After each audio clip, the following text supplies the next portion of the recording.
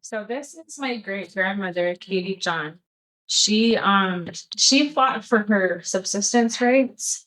She was born in a place called Bensonides, and we are Ottoman Athabascans. And so when she was born, she was basically there were no records of when she was born, but she said that she was born underneath a tree right next to the river where the salmon are at.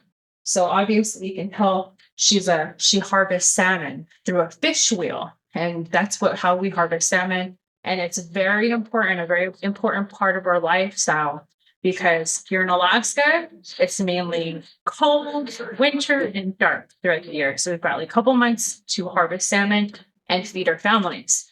What happened was, well, she grew up since she was a baby. Remember, she was born under the tree next to the river, and her mom caught fish there since she was a baby all the way up until she was 98 years old. She was catching salmon there.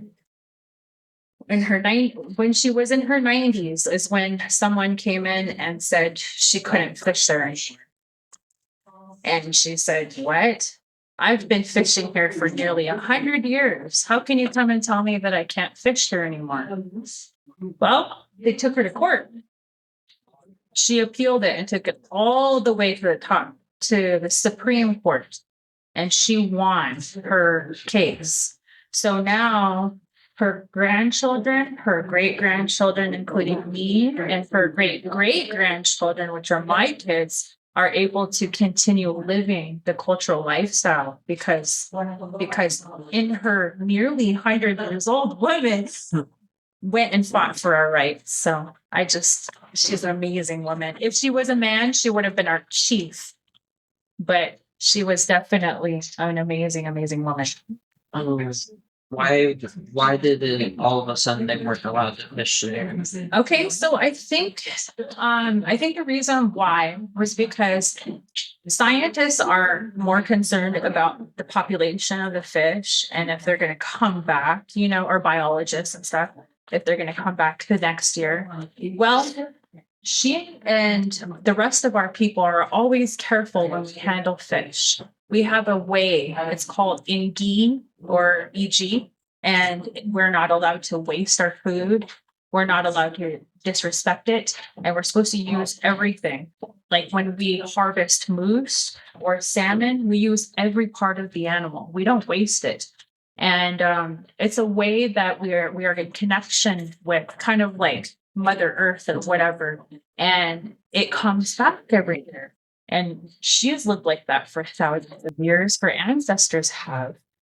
They've never had issues with the salmon coming back because they followed their traditional ways. And it is believed that if we continue to follow our traditional ways, they will always come back. So we never depended on no system to tell us that we can't fish there. We just did by, our traditional ways, and it always worked out that way. Seeing it, he went to. This is Tony Knowles up there. I think his head got cut off. He was our governor. He actually went to the site, and he actually changed his whole mind around because he realized how important this salmon lifestyle was for the people.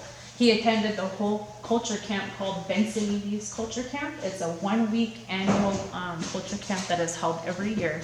And he got to go and he got to experience it firsthand. And instead of being against her, he joined with her.